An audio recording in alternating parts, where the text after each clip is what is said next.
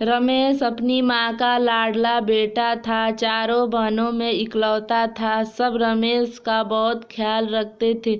बहनें बड़ी थी, सबकी शादी हो गई थी, लेकिन रमेश को अकेले अपने ससुराल तक नहीं आने देती थी।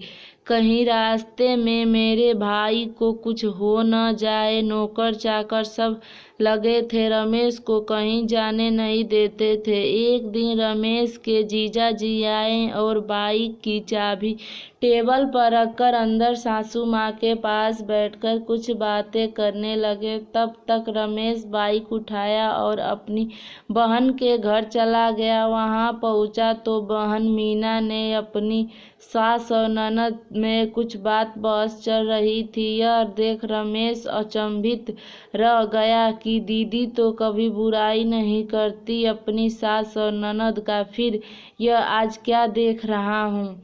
रमेश को देख सब चुप हो गए और अपने अपने काम में लग गए। मीना ने चाय बनाया और पानी सब दी। पूछने लगे कि आज तुम मेरे साथ आए हो। नहीं दीदी, अकेले आया हूँ। तुम्हारे पति मेरे माँ से कुछ बात करने लगे, इनकी बाइक लेकर मैं पास आ गया। अच्छा, अब मैं चलता हूँ। पापा को पता चलेगा तो बहुत नाराज होंगे। अच्छा, आराम से जाना और आज के बाद इस तरह से कभी मत आना, वो भी अकेले। समझे? पापा परेशान हो रहे होंगे। जाओ और सुनो, यहाँ की कोई बात घर पर माँ और पापा के सामने करने की कोई ज़रूरत नहीं है। जो चीज़ अब तक छुपाई रही उसे तुम मत खोलना, नहीं तो मेरे ससुराल वालों की इज्जत कम होगी। इन लोगों को गलत भाव से माँ देखेंगी और माँ और पापा भी दुखी होंगे।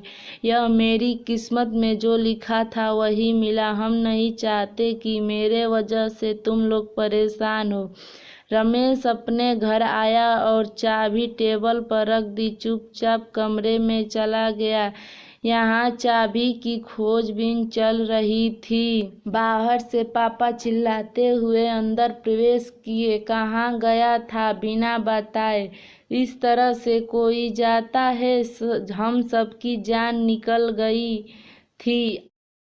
रमेश किसी के प्रश्नों का कोई उत्तर नहीं दिया और गुमशुदा सा दिन भर रहा। रात का खाना निकाला गया।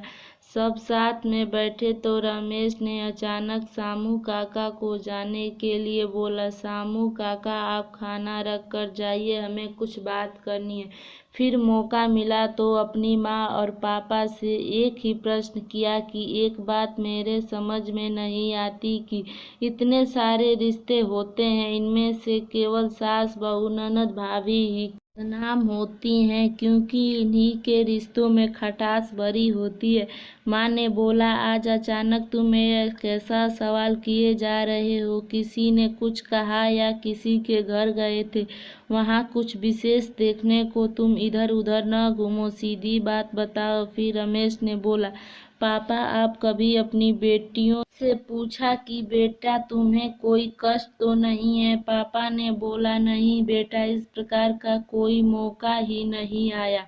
सब अपने अपने घर गृहस्थी में खुश है, बस यही बात पापा उनकी कमी है। आज आपको कुछ सच्चाई बताने जा रहा हूँ। जो दिखता है वह वैसा बिल्कुल ही नहीं होता। मीना दीदी के घर अचानक उन्हीं की बाइक लेकर पहुंच गया। वहां दीदी से उनकी सास और ननद दोनों लड़ रही थी। मुझे देखते ही चुप हो गई। जिस तरह से आज दीदी के साथ हो रहा है, कल को मेरी शादी होगी तो यहाँ भी वही सब चलेगा। हो सकता है मेरी पत्नी दीदी के तरह न हो, वह जाकर आप सबकी मेरी बदनामी करे। पापा जी ने बेटे को समझाया, बेटा, कोई भी रिश्ता हो जहाँ परिवार की इज्जत और सम्मान नहीं होता, वहाँ पर हर एक रिश्ता बदनाम होता है। बस फर्क सास बहू ननद भाभी में है कि ये दोनों एक दूसरे को नीचा दिखाने के चक्कर में जब पड़ जाती हैं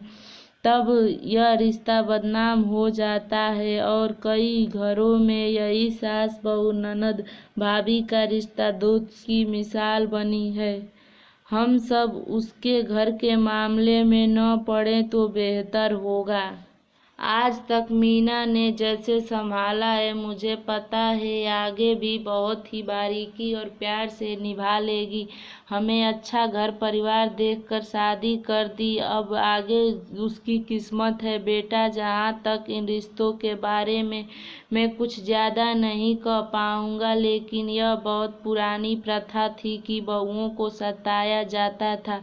अब ज़माना और लोग बहुत ज़्यादा जागरूक हो गए हैं। अब इस तरह का व्यवहार कुछ कम हुआ है। धीरे धीरे सब खत्म होगा। जिससे हम आप मिलकर बदनाम कर रहे हैं, वही बदनाम हो जाता है। तुम ज़्यादा इस विषय पर न सोचो, ये इस दुनिया की रीति है। तो आपको ये वीडियो पसंद आई हो तो लाइक, शेयर और सब्सक्राइब करना न भूलें।